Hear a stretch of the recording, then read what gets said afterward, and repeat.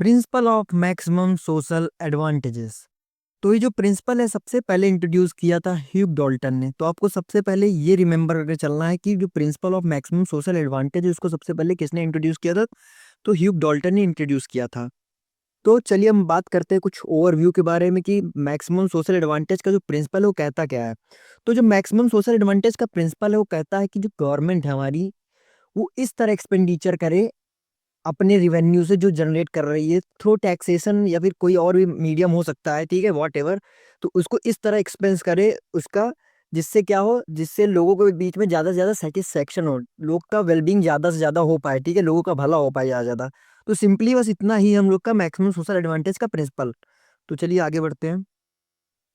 The government should balance public expenditure and taxation to maximise the economic welfare of society. तो जो government है, ठीक है, उसको अपने जो एक्सपेंडिचर है, पब्लिक एक्सपेंडिचर मतलब गवर्नमेंट के एक्सपेंडिचर, तो जो अपने गवर्नमेंट के एक्सपेंडिचर है उसको इस तरह मैनेज करके इस तरह बैलेंस करके चलना है जिससे वो टैक्स जो ले रही है, टैक्स क्या है? टैक्स है medium of revenue for government, ठीक है, एक मीडियम है ना रेवेन्यू करने का गवर्नमेंट के लिए। तो उसको इस तरह बैलेंस करके चलना है कि ज्यादा से ज्यादा लोगों का वेलबींग हो पाए, लोग ज्यादा से ज्यादा सेटिस्फाइड हो पाए उस कंट्री में। The government should gather money and spend it wisely to improve the wellbeing and quality of life for its people. तो जो गवर्नमेंट होती है उसको अपने जो पैसे हैं उसको इस तरह स्पेंड करने हैं, इतने इतने बुद्धि लगा के इस तरह स्पेंड करना है, ठीक है, जिससे लोगों के बीच में क्या हो, सेटिस्फेक्शन ज्यादा हो, वेलबींग हो पाए लोगों का और क्वालिटी ऑफ लाइफ अच्छा हो पाए, ठीक है, लिविंग स्टैंडर्ड इंक्रीज हो लोगों का। The government should adjust its revenue and expenditure in such a way that surplus utility is maximum and disutility is minimum। तो यहाँ पे दो वर्ड आ रहा होगा, यूटिलिटी और डिसयूटिलिटी। तो ये एक आपका एक ब्रॉडर एक चैप्टर है यूटिलिटी, उसके में हम लोग डिफाइन करेंगे अच्छे से कि यूटिलिटी होता क्या है। तो आप सिंपली आप समझ लीजिए यूटिलिटी मतलब होता है सेटिस्फेक्शन लेवल। आप किसी चीज से कितना सेटिस्फाई हो पा रहे हैं वही आपका यूटिलिटी कहलाता है, ठीक है। तो आप यूटिलिटी मतलब यहाँ सेटिस्फेक्शन ही समझ के चलिए। तो जो गवर्नमेंट होती है अपने रिवेन्यू और एक्सपेंडिचर को इस तरह एडजस्ट करना चाहिए जो गवर्नमेंट होती है उसको, जिससे क्या हो, जो सरप्लस यूटिलिटी हो, सरप्लस मतलब ज्यादा, ठीक है, जो एक्स्ट्रा यूटिलिटी, ठीक है, यूटिलिटी मतलब सेटिस्फेक्शन, कि मतलब जो यूटिलिटी हो रही है, जो सेटिस्फेक्शन मिल रहा है हम लोग को ज्यादा हो पाए। और डिसयूटिलिटी मतलब लोगों के बीच में डिससेटिस्फेक्शन लेवल कम से कम हो पाए। तो ये हम लोग का क्या होता है, मैक्सिमम सोशल एडवांटेज का प्रिंसिपल होता है। The government should aim to believe the highest possible level of social welfare by carefully balancing the benefit from public services and investment with the cost or burden placed on citizens such as tax और inflation. तो government को क्या करना है, government का M ये होता है मैक्सिमम सोशल एडवांटेज के हिसाब से कि जो गवर्नमेंट उसको इस पे फोकस करना चाहिए कि लोगों के ऊपर टैक्स, इंटरेस्ट या फिर इन्फ्लेशन का जो भी बर्डन हो रहा है उसको हम लोग कम से कम कर पाए। अब किस तरह बर्डन कम करेंगे, जिससे उन लोग को ज्यादा ज्यादा सेटिस्फेक्शन लेवल प्रोवाइड करके, ठीक है, मतलब प्रोग्रेस करेंगे, उनके ऊपर एक्सपेंड कर एक्सपेंडिचर करेंगे उनके ऊपर, ठीक है, जिससे ज्यादा से ज्यादा सेटिस्फाइड हो पाए। और इस तरह हम लोग को एक्सपेंडिचर करना है कि उन लोग को दिखे हाँ कुछ खर्चा किया गया है, ठीक है, तो जिससे वो लोग टैक्स देने में ज्यादा बर्डन ना समझे टैक्स देना। अब हम लोग का है मार्जिनल सोशल सेक्रीफाइस, ठीक है। तो सोशल सेक्रीफाइस मतलब आप समझ लीजिए कि इसको हम लोग डिस यूटिलिटी भी कहते हैं। मार्जिनल, मार्जिनल मतलब आप समझ लीजिए कम से कम कितनी डिस यूटिलिटी हो सकती है किसी चीज को लेके, इसी को हम लोग कहते हैं मार्जिनल सोशल सेक्रीफाइस, या फिर इसको हम लोग मार्जिनल डिस यूटिलिटी कहते हैं। ये दोनों सेम ही वर्ड है मतलब इसका।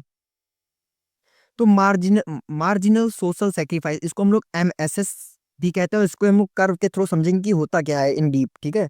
तो marginal social sacrifice refers to that amount of social sacrifice undergone by public डेब्ट to the imposition of an additional unit of tax.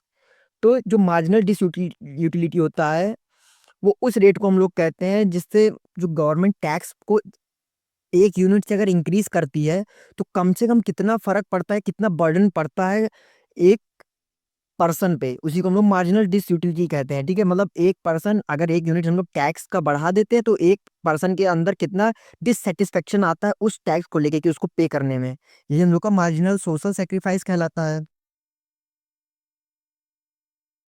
तो ये देख सकते हैं यहाँ पे ग्राफ है हम लोग का, कर्व है, इससे हम लोग समझेंगे कि होता क्या है इन डीप। तो इस ग्राफ को आप लोग देखिए, यहाँ पे एक्स एक्सिस आपको दिख रहा होगा, वाई एक्सिस दिख रहा होगा, ध्यान से देखिएगा आप लोग। तो अगर आप लोग एक्स एक्सिस के बारे में बात करें तो एक्स एक्सिस में हम लोग हमेशा उस वैल्यू को रखते हैं जो इंडिपेंडेंट हो, मतलब जो किसी के चेंज होने से उस पर कोई फर्क ना पड़े। और वाई एक्सिस पे हम लोग हमेशा उस वैल्यू को रखते हैं जिससे जो डिपेंडेंट हो किसी पे, मतलब किसी और की वैल्यू चेंज करने पे उस पर फर्क पड़ता है। तो सबसे पहले हम लोग अगर ग्राफ को ड्रॉ करने के बारे में बात करें तो हम लोग इसी तरह रखेंगे कि एक्स एक्सिस पे इंडिपेंडेंट वैल्यू, वाई एक्सिस पे डिपेंडेंट वैल्यू को हम लोग पुट कर देंगे। अब डिपेंडेंट वैल्यू क्या है तो इंडिपेंडेंट वैल्यू क्या है इसके बारे में हम लोग देखते हैं। तो एक्स पे हम लोग क्या रखे हैं, unit of tax. Unit of tax किसी पे डिपेंडेंट तो है नहीं, तो इंडिपेंडेंट वैल्यू है। लेकिन जो लोगों के बीच में डिससेटिस्फेक्शन आ रहा है, मार्जिनल डिसयूटिलिटी आ रही है, वो किस पे डिपेंड कर रहा है, वो यूनिट ऑफ टैक्स पे डिपेंड कर रहा है, इसलिए हम लोग इसको वाई एक्सिस पे पुट कर देंगे। तो जैसे देख सकते हैं यहाँ पे अगर आप लोग M1 देखें तो M1 पे क्या हो रहा है, ये S1 disutility marginal social sacrifice कर रहा है, ठीक है, मतलब मार्जिनल डिसयूटिलिटी आ रही है।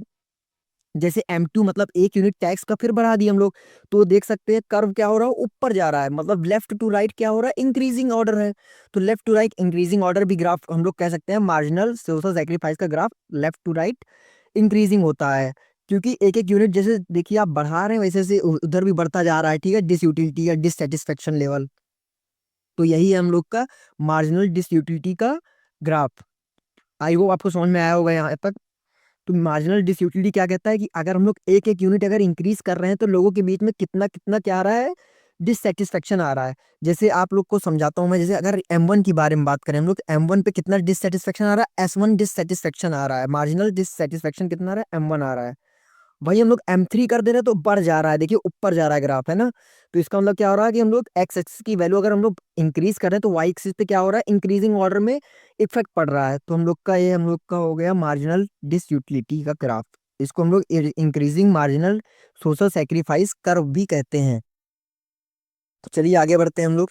मार्जिनल सोशल बेनिफिट, इसको हम लोग मार्जिनल यूटिलिटी के नाम से भी जानते हैं। तो इसमें क्या होता है, जैसे हम लोगों ने पढ़ा मार्जिनल सोशल सेक्रीफाइस के बारे में, इसी का जस्ट उल्टा ग्राफ हम लोग का क्या होता है, मार्जिनल सोशल बेनिफिट्स का होता है। इसमें क्या होता है कि जैसे गवर्नमेंट अपने एक्सपेंडिचर या फिर टैक्स की वैल्यू जैसे जैसे इंक्रीज करती जाती है, उससे क्या होता है, उससे जो लोगों के ऊपर, जो पीपल के ऊपर जो भी इफेक्ट पड़ता है उसी को हम लोग मार्जिनल सोशल बेनिफिट कहते हैं, ठीक है।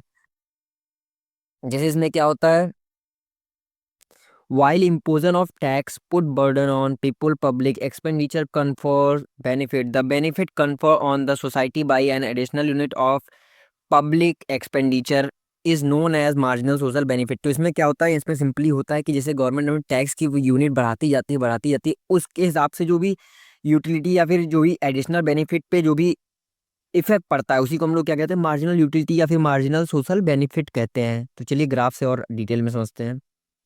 तो अगर आप लोग ग्राफ देख पा रहे हो तो यहाँ पे एक्स एक्सिस है और दो और हम लोग का क्या है, वाई एक्सिस है। अगर आप लोग ग्राफ देख पा रहे हैं तो यहाँ पे एक्स एक्सिस है और वाई एक्सिस है। तो जैसे अभी मैंने आपको बताया कि एक्स एक्सिस पे हमेशा हम लोग इंडिपेंडेंट वैल्यू रखते हैं और वाई एक्सिस पे हम लोग डिपेंडेंट वैल्यू रखते हैं। तो यहाँ पे हम लोग एक्स एक्सिस पे रखेंगे units of public expenditure in rupees, ठीक है, क्योंकि जो हम लोग यूनिट ऑफ पब्लिक एक्सपेंडिचर है वो क्या है, इंडिपेंडेंट वैल्यू है, किसी पे डिपेंड नहीं कर रही है। और वाई एक्सिस पे हम लोग डिपेंडेंट वैल्यू रखेंगे, तो इसमें हम लोग किसको मेजर करेंगे, इस पे हम लोग मार्जिनल सोशल बेनिफिट को मेजर करेंगे। तो अगर आप लोग ग्राफ देख पा रहे हो तो यहाँ M1 पे क्या इफेक्ट पड़ रहा है, अगर आप M1 पे देखिए तो B1 मतलब बेनिफिट 1। तो क्या हो रहा है कि M1 पे B1 और M2 पे B2 पड़ रहा है। तो अगर आप लोग देख पा रहे हैं ढंग से तो यहाँ पे क्या हो रहा है, M1 पे ज्यादा हो रहा है बेनिफिट, मतलब कि यूनिट ऑफ टैक्स जहाँ पे कम है वहाँ ज्यादा बेनिफिट मिल रहा है, और यूनिट ऑफ टैक्स जैसे हम लोग इंक्रीज कर दे रहे हैं वहाँ बेनिफिट की जो अमाउंट है वो घटती जा रही है। जैसे M3 पे देखिए सबसे कम बेनिफिट मिल रहा है। तो आप ग्राफ से समझ रहे होंगे कि अगर हम लोग यूनिट ऑफ टैक्स या फिर unit of expenditure, public expenditure को अगर हम लोग कम से कम रख पाएंगे तो हम लोग को बेनिफिट ज़्यादा मिलेगा सोसाइटी पे। तो यही हम लोग का ग्राफ है, इसको हम लोग क्या कहते हैं, diminishing marginal social benefit curve. या फिर हम लोग ये जो ग्राफ होता है MSB का ग्राफ या फिर कर्व, पेपर में आपसे पूछ सकता है कि कैसा होता है, तो ये आप कहेंगे कि लेफ्ट टू राइट क्या होता है, डिक्रीजिंग ऑर्डर होता है इसका। तो ये था हम लोग का मार्जिनल सोशल बेनिफिट का ग्राफ। आई होप आपको समझ में आया होगा। मार्जिनल सोशल एडवांटेज, तो मार्जिनल सोशल एडवांटेज क्या होता है, अभी हम लोगों ने पढ़ा MSS कर्व के बारे में, हम लोग MSB कर्व के बारे में भी पढ़ चुके हैं। तो ये जो दोनों कंडीशन है। एमएसएस में क्या होता है, एमएसएस में अगर एक एक हम लोग टैक्स बढ़ाते हैं, एमएसएस का फुल फॉर्म क्या होता है, मार्जिनल सोशल सेक्रीफाइस। तो अगर हम लोग एक यूनिट टैक्स का बढ़ाते हैं तो उसी हिसाब से क्या होता है, हम लोग का, हम लोग के बीच में डिससेटिस्फेक्शन लेवल इंक्रीज होता रहता है। तो वही हम लोग का एमएसएस कर्व कहलाता है। और एमएसबी कर्व क्या होता है, जैसे हम लोग धीमे धीमे टैक्स का यूनिट बढ़ा रहे हैं, उसी तरह लोगों के बीच में क्या हो रहा है, लोगों के बीच में सेटिस्फेक्शन लेवल भी कुछ हद तक बढ़ रहा है ना। तो वही हम लोग का एमएसडी कर्व हो जाता है। अब ये जो दोनों कर्व हैं, वो जिस पॉइंट पे एक दूसरे को बाइसेक्ट करते हैं, वही हम लोग का क्या कहलाता है, हम लोग का मार्जिनल सोशल एडवांटेज। ये तो हो गया ग्राफ के बारे में बात। अगर हम लोग सिंपल वर्ड में कहें तो एमएसए मतलब मार्जिनल सोशल एडवांटेज क्या है। मार्जिनल सोशल एडवांटेज वो कंडीशन है किसी मार्केट की या फिर किसी गवर्नमेंट सेक्टर के लिए, जिसमें क्या लोगों के बीच में डिससेटिस्फेक्शन भी ज्यादा नहीं हो रहा है, ज्यादा यूटिलिटी भी नहीं हो रही है, मतलब ज्यादा सेटिस्फाई भी नहीं हो रहे हैं, और ज्यादा डिससेटिस्फाई भी नहीं हो रहे हैं। मतलब एक बैलेंसिंग कंडीशन है, इसी को हम लोग मार्जिनल सोशल एडवांटेज कहते हैं।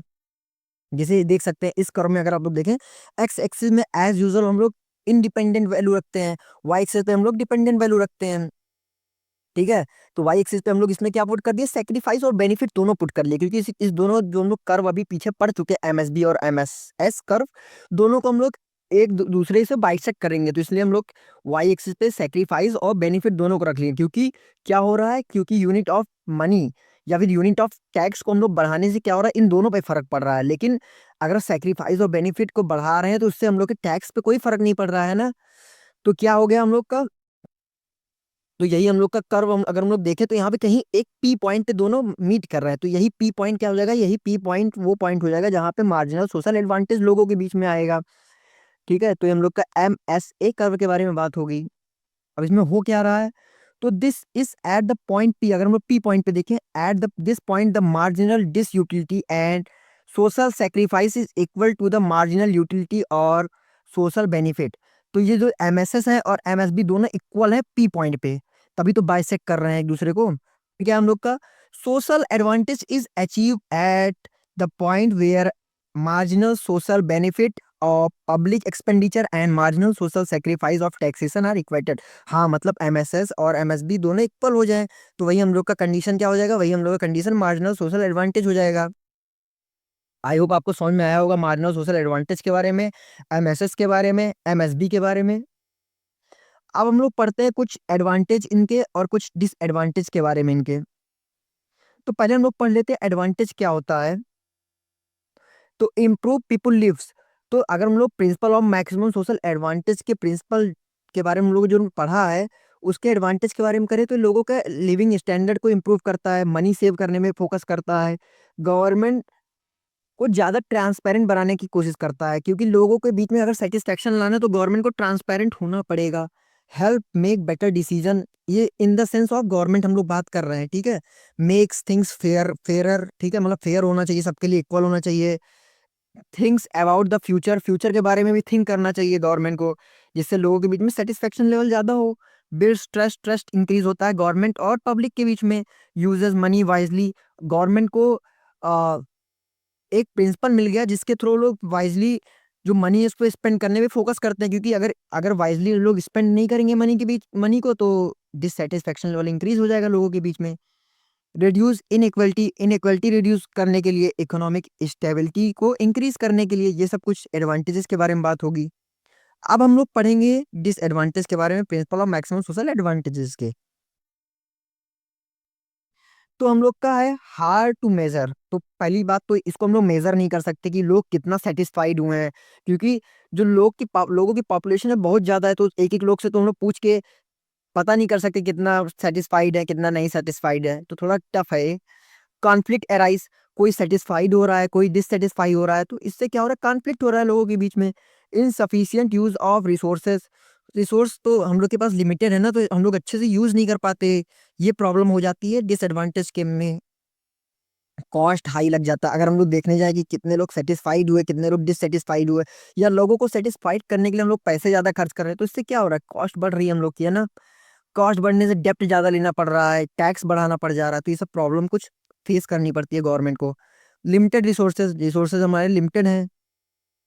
पॉलिटिकल चैलेंजेस भी पड़ते रहते हैं, ठीक है, गवर्नमेंट के लिए।